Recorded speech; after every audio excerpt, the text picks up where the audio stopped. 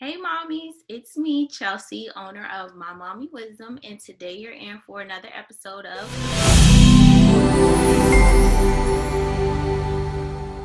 So we're in for a special treat. I'm going to first introduce my guest speakers, and that is Devin, Crystal, and Siobhan. I'm gonna let you guys take it from here.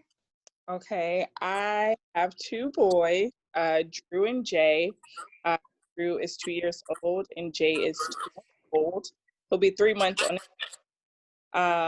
They're my pride and joy so much, and they're so cute and fabulous.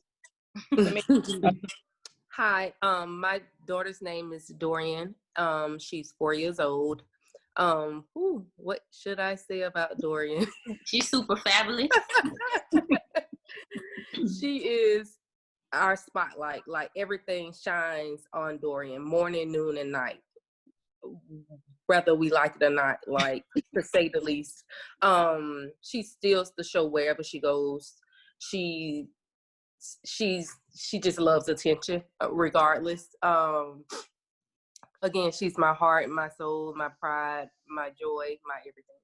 I have three. That's the magic number. So that's it for me. So I have my Kai, my youngest. He's 8 years old. My daughter Jayla is 14. And then my oldest is TJ, Troy Jr. He is almost 16. you have a 6-year-old. You look amazing. I was just about to say she looks good, don't she? I was about to say, wait, hold on. Yeah, like a 6'2", 16-year-old, almost 16-year-old. Oh, wow. So he's a piece of work. So for those of you all who don't know, even though My Mommy Wisdom is my business, I also have a full-time job, and I work for a company that basically provides job skills and services for individuals that need accommodations. So I work on the youth side, and our clients are around the ages of 14 to 21, as long as they're enrolled in school. And we job coach them. We help them build professional development skills and get businesses in our community to kind of see this population that we represent in a different light. All of our students have 504 plans or IEPs, and some of them are on the spectrum, some of them are nonverbal, but they're all awesome kids. I wanted to talk about this episode today because Wisdom Wednesdays, I like to provide resources and support in the village. And I like to tap on topics that we really don't talk about in the Black community. And one of those topics is finding accommodations and just having the acceptance of a child that may have a special need. Each of us have a background, whether it's personal, professional, and I want us to kind of share maybe from a personal standpoint, how did you feel when you received your child's diagnosis, and how would you give advice to someone who doesn't know what signs to look for or doesn't know what accommodations or how to advocate for their children? A lot of the parents I talk to, they always say, Miss Chelsea, prior to coming here, I just didn't know how to help my son or my daughter. And I wish that in our community we had more readily available resources so that we could do earlier interventions to help our kids have such a regular, normal life, you know? So, for me, Dorian was diagnosed with autism last summer when she turned 3. However, my husband and I, we kind of knew like something wasn't right. Even from her vision, because she started wearing glasses when she was like 10 months. She wasn't as verbal as her peers when she became the speaking age, between a year and 2 years, she wasn't saying as many words. So we did have her do a test at, I forgot the name of the center here, and they said she passed, but it was because she was too young. So I waited, I spoke with Devin. I always talk to Devin and Chelsea about a lot of things. And we waited until last summer, and she was diagnosed with autism. We prepared ourselves by just educating ourselves, talking to different specialists, talking to family members and friends that were going through similar situations. So for us, I would say always educate yourself first, even if you don't have resources in your community or in your village. Always get on Google or on Yahoo, whatever, type in some symptoms you're seeing and just start reading on different things to help at home first.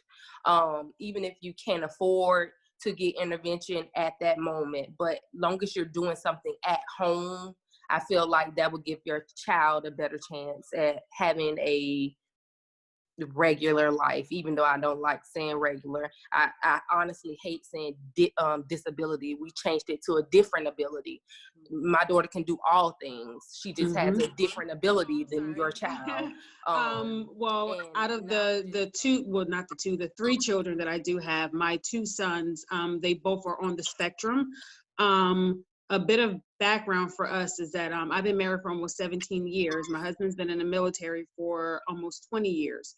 So that was kind of one of the challenges that we did have because we moved frequently. So different doctors practice a bit different. The type of services that are available is different depending on what state that you're in. And all three of my kids are born in different states. But it came when my daughter was born. Her and my son are 16 months apart. But I noticed that she was a bit more advanced, I guess, with the speak and the communication than he was. And we were fairly young having kids. So talking with parents and family members and friends that are very, I would say, what's a good word that I'm looking for? They're kind of just very churchy. So it's kind of like, well, just pray, give it some time and things of that nature. But I just think one of the things that as parents, regardless of how young or old you may be, you kind of get a gut instinct that you know that something is wrong. So I didn't really know where to turn. So thank God at that time we were living in the state of Rhode Island. And I just contacted the school system. I knew my son wasn't old enough to go to school, but I figured somebody will at least point me in the right direction. So they did point me into early intervention. He had sensory integration and things of that nature, but they helped me kind of set up a lot of different things, how to advocate for myself. So it was a good starting point. And then 8 years later, when I had my son, it was kind of some similar type of things that I known that was going on. So I felt that I was more prepared to deal with my son and make sure when it comes with getting the services. But being that my oldest was on the spectrum, he made us me and my husband made a pact that by the time he gets to middle school that we're going to be done moving. So at least when it comes to getting them some services, we can have consistency in it versus always moving and things of that nature. But it was challenging for a long time. And I blame myself. I don't want to say it's a pet peeve, but one of the things that kind of frustrates me a little bit with our society or our culture is like what Shavonna mentioned. We want to pray the diagnosis away. I'm a Christian. I believe in God, so I know He can do all things. But I think sometimes if we don't accept what we're being told, then we almost take the attention off of the child and think about it ourselves. So we'll say like, oh, well, if I pray, he or she's going to get better. Well, the time that you're waiting for this to happen could be times where you're still getting them interventions and services. So your child can do anything as long as you educate them and you step in and really take time up with them. They're not a lost cause, you know? I know, Devin, you're in the school system and you have a lot of background. So can you just share, a little bit more about what you do and what you see, and if you've ever talked to parents, some tips that you provided for them? Yes, it was really great, Rana, that you actually went to the school directly. Your child wasn't school age. The most important thing that you have done was to make sure that your children got the services that they needed and that they are benefiting from the services.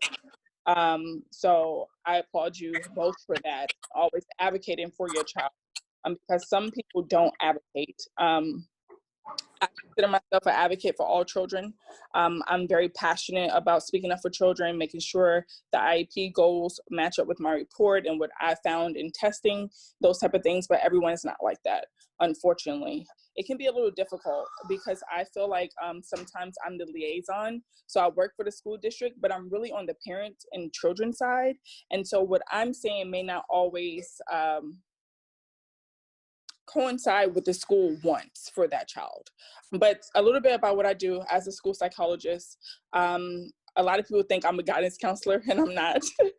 They get us confused all the time. I do provide counseling for school-age children from ages K through 12, but majority of my job is testing.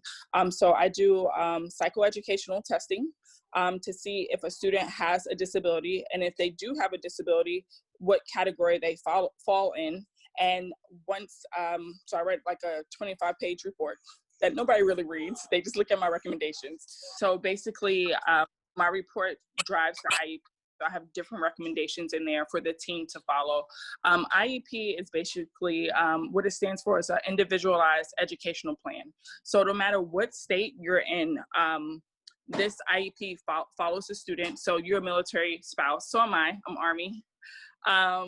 And I move around a lot as well. But even as a military spouse or someone who may move around a lot, those states have to follow the IEP. Whatever's in that IEP, those states have to follow. And if they don't, by law, they're breaking that, and that's a lawsuit pretty much. But we try very hard to make sure the goals are universal. So that way, if a student is to move, that school district can kind of pick up and help the student the best that they can. So with providing services, it can look different for different students, but usually you have a special education teacher that's required for meeting those goals. Every year you meet as a parent, and you can call an IEP meeting at any time. If it's something you're not in agreement with, you can call a meeting, and they have to have that meeting within 30 days. But every year by law, you have to meet to see if that child is meeting their goals. And then every 3 years, they'll be reassessed to see if they still qualify for special education services. So that's kind of when I come in. I see the kid the first time they get evaluated, and then every 3 years after that. And to see if they still meet criteria, if the goals need to be a little bit more challenging, if we need to scale back a little bit, what kind of placement they need, those type of things. I also work with behavior problems and modification, as well as functional behavior assessments. So looking at if the student has behavior issues, looking at that behavior and see what triggers that behavior. How can we replace the behavior to the ideal behavior that we want the child to participate in? So I wear many different hats. I work for several different districts. So for some districts, like the one in California, I was more on a management level. So I met with the superintendent often, met with principals often, those type of things. In Georgia, it was more of us. So I just kind of worked with the psychologist and met with my director. So it just kind of depends on the district and the state and, how you fall. But basically, I do a lot of assessments and try to identify kids and get them services that they need. Again, it's difficult for me sometimes because the school may not have the resources, and we have to find it for those students. So a lot of staff is always upset with me, but like I said, it's my job, so I have to fight for the families and educate them as much as I can. Do you think that a lot of African American parents are understanding what's going on in those IEPs, or just parents in general? Because I've sat through one, and she was like, I don't know anything that you're saying. And she was just, nodding her head in agreement. But I was kind of assessing everything. And it was like they were talking on a level that they didn't want her to understand, that they wanted to get it over with. And they wanted to, just say, okay, this is what we're going to offer him, to sign off on it. And so there a way, or other than, like researching and things like that, is there like caseworkers, or is there like a state department that you can have come with you to these IEP meetings so that you better understand the plans that they're developing for your child, and so that you know what to also implement in the home, not just school? Absolutely. You were saying a lot of parents depend on the demographics, because if we're inner city, which is my experience, it's inner city, low income schools, there is a gap. There's a communication gap. A lot of times, parents may not have completed high school, may have dropped out. Fortunately, you guys researched beforehand. You guys were advocates for your children, but this is not the case in most cases from my experience based on the school districts I work for. I actually have a passion for lower income schools. So that's why I decided to work to advocate and try to educate parents. But based on my experience, there's a gap. So we're trained as psychologists to write our reports in layman terms. So I should be able to come to the meeting, explain to you exactly what I'm saying, not in my big psychology words, but everyday words, so that parents understand as best as possible what we're talking about for their child. And those meetings can be very overwhelming because they're very long, and they're long because it's just so much information. So it's hard to shorten them. So sometimes people do rush through them, and that can be overwhelming from a parent who has not done research, who's not familiar with autism or any other disability. It can be very difficult. But I do encourage those parents to speak up. I do follow-up calls with my parents too, especially parents that I know that are maybe uneasy about things. They can always call a meeting before the meeting and actually get interpretations. Now, we can't make any decisions at that pre-meeting, but we can talk about it so the parent is well briefed on what we're going to talk about, what we're going to discuss. So I would recommend that to all my parents who this may be their first time. One, there's a lot of people in the meetings, about 7 people almost in those meetings. So it's intimidating. You don't want to ask questions because you don't want to feel like, oh, I don't know anything or things like that. So having that pre-meeting would be helpful for that parent who's not as educated as you two ladies may be. But again, it comes with advocating for your child. Everybody doesn't have that. And so it's hard to help those parents who don't have that drive and to get those questions answered. It's only so much we can do as a school to provide those explanations. But if you don't say anything, then we don't know, you know? If we have those questions, we're going to answer them to the best of our abilities. Well, me and my team, I can't speak for everyone because I know people have had bad experiences within the school system, but I try my absolute best to answer any questions. I have business cards that I give to families, things like that, to kind of help them feel comfortable. And honestly, most of my parents are pretty much happy with my reports, and we're usually on the same page. By the time we are at the end of the meeting, they're like, this is my child exactly. You said everything I already knew. I just wanted the confirmation type thing. I never knew about the pre-meetings at all. So I'm very thankful for this, Chelsea putting this together, because I never knew about the pre-meetings. And thank God Dorian is 4 now, but she will be starting pre-K in Dubai, but kindergarten back here in Florida. So I will definitely have a lot of pre-meetings before I, dive into the big thing, because she will need an IEP. I do have a question for Devin. Okay, so I spoke with her doctor, and he was stating he think I should put Dorian in a regular classroom setting, and once she tests fully out or something, a classroom with students with autism, and it will be a regular school that have classrooms for students with autism. And once she tests out, she would just merge directly into the standard classrooms versus going into a school that's only based for students with different abilities. What do you think about things like that? I think I'm an advocate for inclusion as much as possible. She's a 4-year-old kid. Yes, she's on a spectrum. She's going to do some things that are spectrum like, but can she function in a classroom with her same age peers? Yes. Can she be included, especially things like PE and those elective classes? Can she be included with her peers? She absolutely can. So I'm erring on the side of your doctor.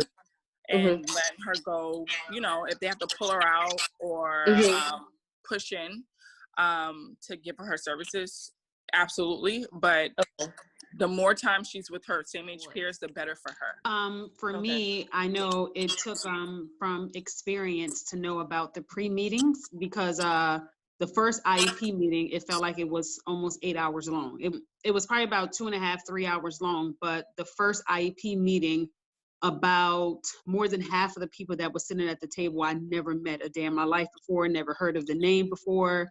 And you can tell I'm a one that, I guess that's the Jersey in me, that I'm going to ask questions to kind of fully understand exactly what's going on. So I'm like, well, who are you? What's your purpose in my son's, you know, educational journey and things of that nature. So that was like the first and last time that I wanted to kind of be in that predicament, because one, I already felt like a parent that was guilty that we're in this. And one of the things about being in the military, it felt like you always had to issue a disclaimer. Like if my kids was like in a play group or some sort, like they may have this certain type of quirk or something about them because the parents didn't know or understand my kids. So I always felt that I have to put that kind of preface thing before anything that the kids do. And I just, you know, it just felt like I was just ill prepared. So I do make sure that with the teachers that I kind of get to know at the beginning of the school year, who's responsible for what teachers is doing what, and just try to at least communicate with them at minimum once a month,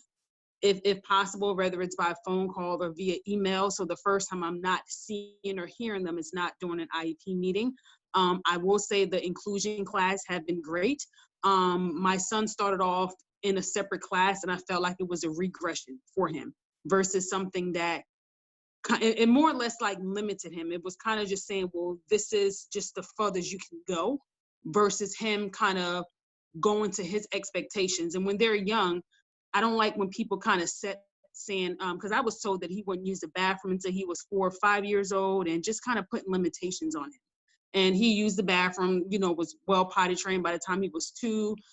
So a lot of those milestones that he did reach were kind of within the normal range, but I was told by different doctors that no, he wasn't going to be able to do that, and just like a lot of different things. So I didn't want to put him in a space where it's still kind of just set up where this is the max where you can go. So, and with the inclusion class, I would say, I don't like to use the word normal, but it kind of gave him a sense of just kind of a typical education type thing, like at least a chance at that. And so, they learn from their peers as well. So yes, she'll learn so much and thrive from her same age peers versus going in a school strictly for autism.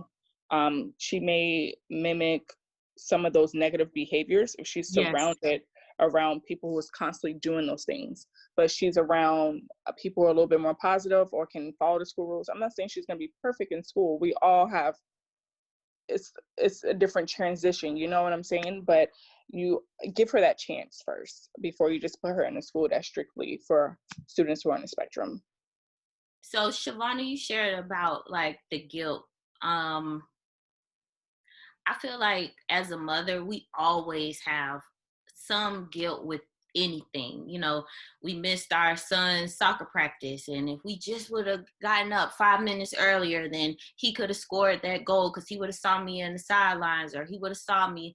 And I feel like we always have this guilt. And one of my closest friends, her mom, I believe she's a teacher in the school system. She's military too.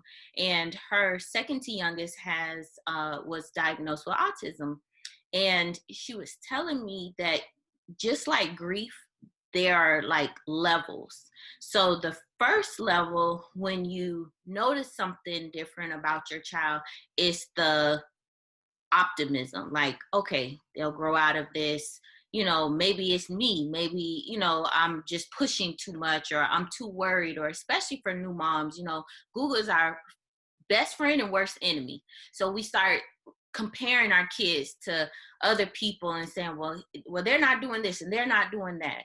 And then she said that once you know for sure, okay, not only me, but other people notice, and even the doctor or pediatrician, and you get that test, it's I'm going to beat this. Like, this thing is not going to be the end all be all for my child. And you get like, you know, this warrior approach to your child, as you should.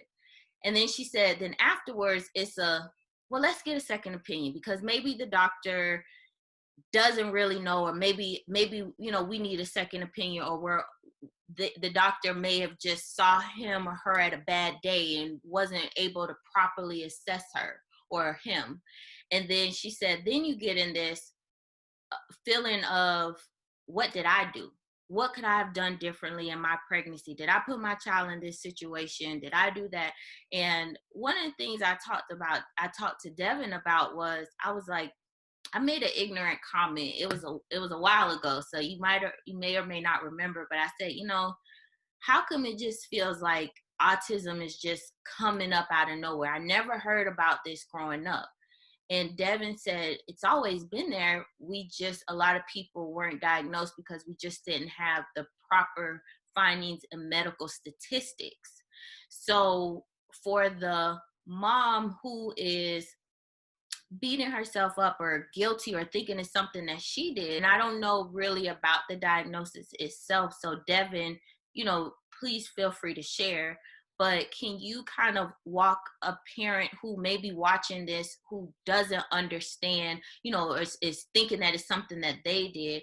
Can you walk them through, what are the factors in the diagnosis to actually put or classify your child as on the spectrum? So on a spectrum, it's a spectrum of things, right? So you can have someone who is nonverbal,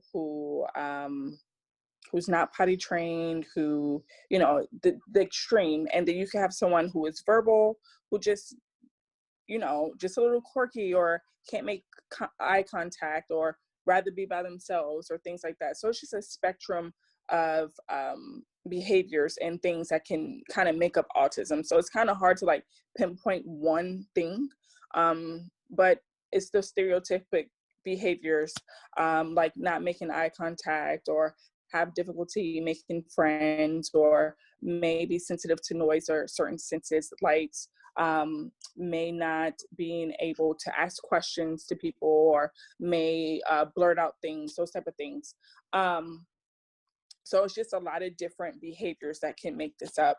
And some people go on to be doctors, like the lady we were talking about on HBO. Some people go on to be public speakers and write books and things like that. So it's really the tools that we provide to our children. And I go back to early intervention. I'll say that I'm blue in the face. And early intervention can be speech services. It can be play. It can be whatever that child may need. It can be just a schedule. A lot of students who are on the spectrum benefit from schedules and consistency, positive reinforcement. So I had a student who I worked directly with who was on spectrum. And my supervisor was like, yeah, I think this would be a great fit for you, great experience. And I still remember him, but he's probably like in 5th or 6th grade now. But we made so many leaps and boundaries, just keep him on a schedule, keep him consistent with his IEP and his goals. And an IEP may look different for each kid. That's why it's individualized. So for his IEP, he had to take a nap. If he didn't get a nap, he did not have a good day. So, and he was in kindergarten, and, we fought with the school back and forth, like, well, he's in kindergarten, he can't take a nap. And I'm like, well, he's showing you when he takes a nap, he does well. When you take that nap away, he doesn't. So just really knowing what works for those students. I had another student who was nonverbal. So there are a lot of, the iPad is really good for kids who are on a spectrum. So being able to kind of speak for them. So for this student, I forget the name of the app right now. I'm having a brain fog. But basically, the student will tell you or communicate what they want or need through the app. So they'll touch, eat, and you reward them when they speak to you that way. So just being able to figure out what their needs are, how they communicate. I think it's just the best for them, and consistency. And when you have those negative behaviors, because sometimes they come because they have a difficult time communicating sometimes, or can't gather their thoughts all the way. just give them those breaks. Breaks are very important, but still being stern in what you're saying. Like, okay, you can have this tantrum for however long you decide to have the tantrum, but when this timer go off, we're going to do this. And sometimes it has to be visual. So some students, I have like a Velcro thing where I have pictures. So for the schedule, they are required to do 3 things. So it could be eat your snack or eat your breakfast, computer time, and then bathroom time. And so as they do each one, they take off their Velcro and they put it wherever their responsible places for putting it, and they know that task is complete. When it comes to having those social interactions, you never want to force anything. A lot of teachers feel like, or staff or parents want to force those things, but they're kind of in their own little world. So you're like invading their space, when you're trying to enforce them to have those relationships. So let it just be genuine. And if they are playing along beside a peer, that's fine. Eventually those friendships and those relationships and social peace will form, but I wouldn't force it. Allow them to play with people who understand that they're different, because there are children out there that are great friends to kids who are different. And so you want to surround them around those type of people, and those people who's going to protect them, because I have some students same age that will protect our babies who are on the spectrum. They do not tolerate mistreatment of those students.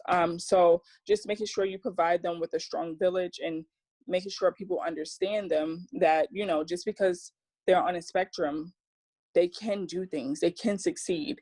They just do things differently. And find their niche, because a lot of times kids who are on a spectrum, they have one thing that they're super fantastic at, and you just build on that. Like, just if it's dinosaurs, like, find a new dinosaur. I had a student who knew, like, I can't even pronounce some of the names of the dinosaurs that he knew. And it was just like, wow. So, you just really build on that. And I had another student who learned Japanese. And I'm just like, how did you do this? But, I was like, okay, what's the new word? And try to learn that word, or whatever the case may be. But just really build on their niche and their talents. And as far as you can take them with that, just go with it. And I really want to applaud Shavonna, because she really does that with her 2 boys. The accountability that she makes them have for themselves is something that I feel like some parents may think, oh, I want to take it easy on them, or I don't want to push them. And in our job, when we talk to parents, because this client is working or the student is working, they do still have to show up on time. They do still have to be respectful. We don't like to put limitations on them, or just say, oh, they're different, so this is acceptable, because they're in the same world that everybody else is in. And I feel like giving them that realistic, like you even said, inclusion, giving them those real instances or scenarios where they can start to get more acclimated and know, okay, well, this doesn't feel right, so let me speak on that. And I know a lot of kids with autism, sometimes they feel everyone is their friend, So having conversations with them to know, like, listen, this is how you can identify this if someone's doing this or doing that. And I know, Shavonna, you can shed more light, but I really commend how you talk with your boys, not only as kids on the spectrum, but as Black men. Just one of the words that all of my children, all 3 of them, know that I kind of despise, really despise, is just the word can't. So when you are diagnosed with something, those that are, I will use the word ignorant to it, because the thing is, we're now in a space where the know is at everyone's fingertips. So to actually kind of know more about autism, to know more about these different disabilities, like, the information is there if you want to know it. So if you don't know, I just think that it's just your ignorance and you just choose not to know it. So you will still have a lot of people that will tell my children that there are certain things that they are unable to do, that they can't do. So I'll always tell my kids, whatever it is that you put your mind to and you want to do it, you can. We may take a scenic route. Our journey may be a little bit different than others, but we will get there. So they know, if you start something, you have to finish it, and, things of that nature. And then I always had to make sure, that's where the difficulty for me lies at, when you have 3 children and 2 of them are on the spectrum and then one's not.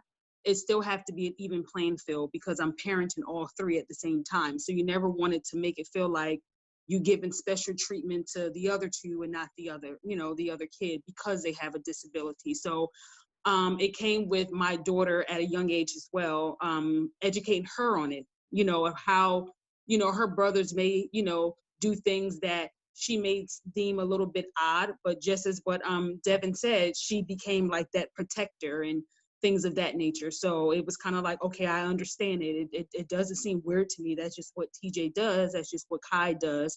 And I love them just the same, and they get in trouble for doing the same silly things that kids do and teenagers do. So it's just kind of making sure that they take accountability for their actions, especially just as Black men.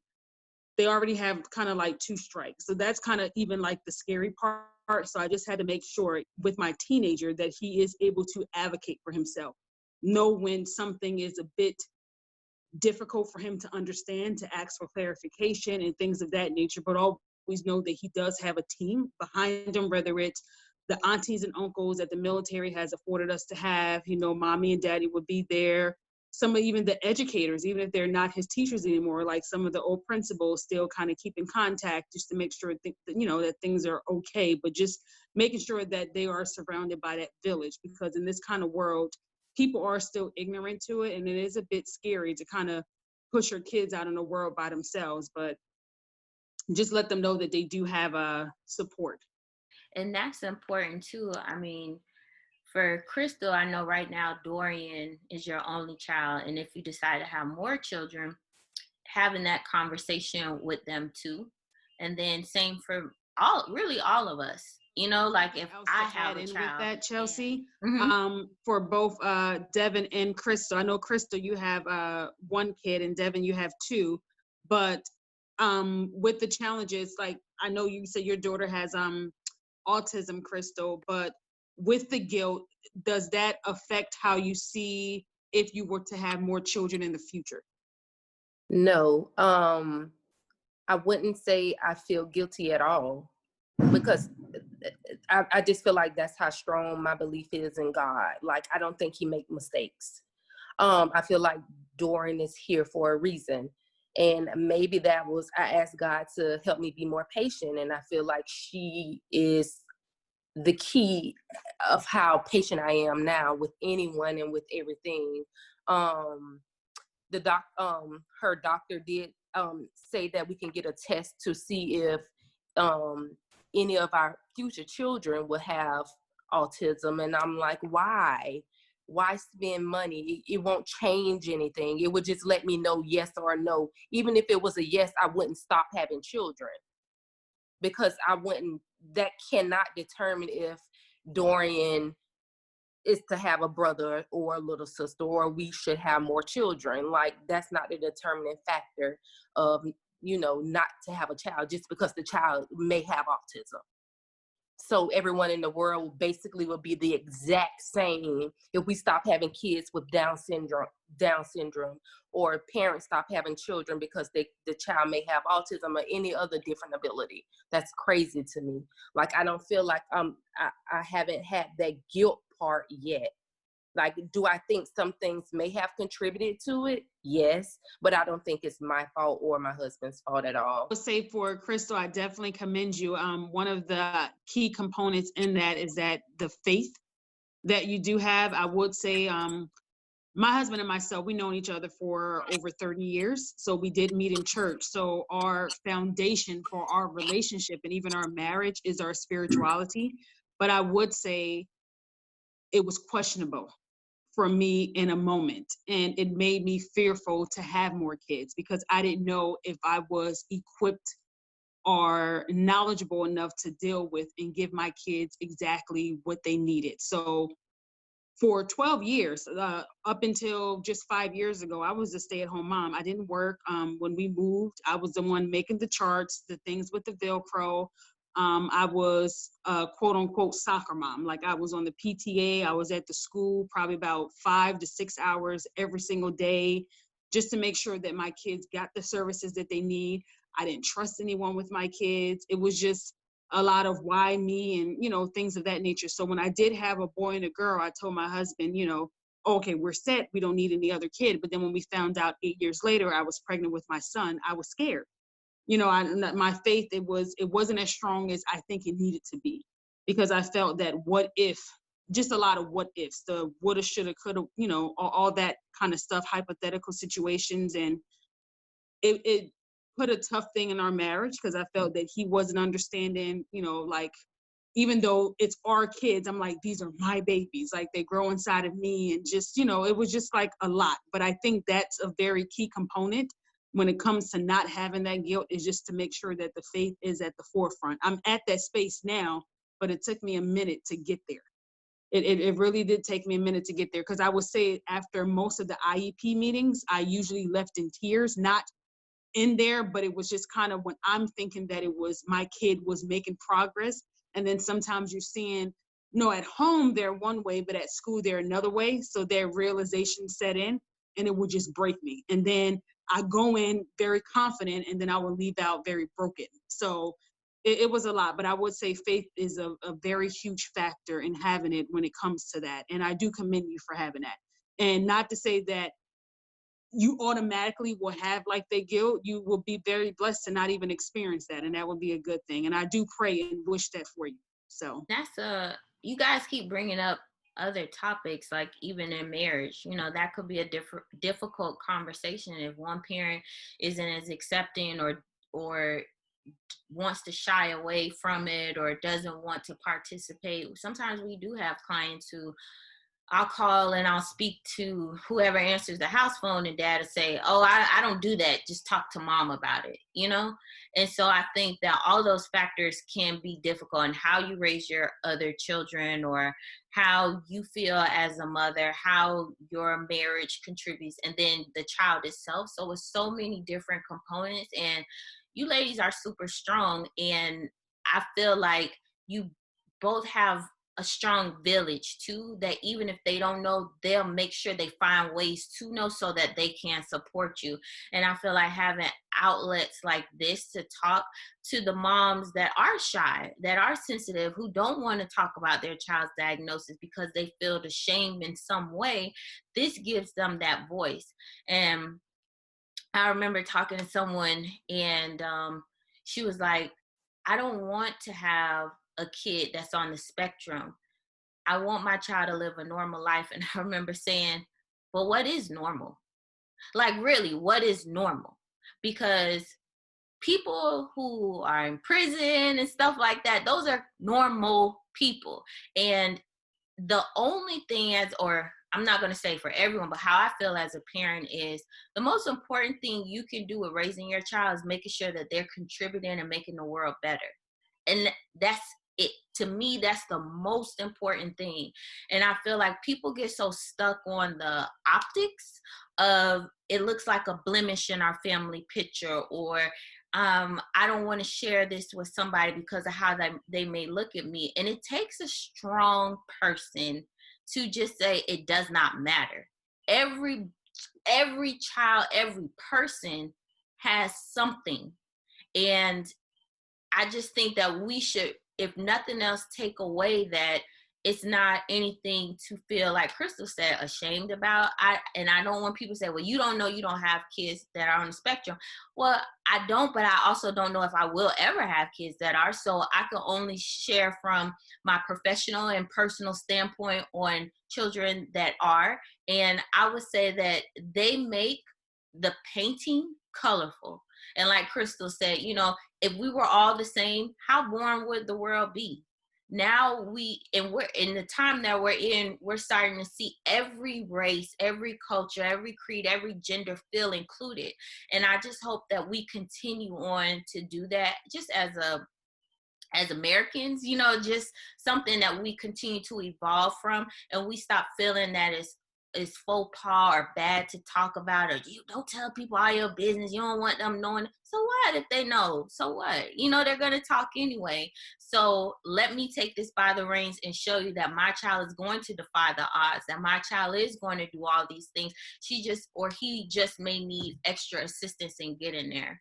So I thank you ladies for, talking and sharing your individual stories. And you know what I'm going to say? Let's see the babies. Let's see the children that we're talking about. So, Shavonna, get your boys. I know they're probably playing on the game. Get Dorian. Is she asleep? They are. Hold on give me 2 seconds. This is Kai. He has to bend down because he's tall too. You say hello? Hello. All right, that's Miss Chelsea, that's Miss Devin, and that's Miss Crystal. Yeah. Say hello. Hello. This is my oldest. This is TJ. Hi. Can you get in? TJ. Hello. Hi, Say TJ. hi. Hi. Their name, that's Miss Chelsea, Miss Devin, and Miss Crystal. Hi. Oh, he is tall. Okay. All He right, probably thank you. like, hurry up, Mom, so I could go back playing the game. What? They are so handsome. Hey, Dorian. Hi. You say hello? Say Hannah?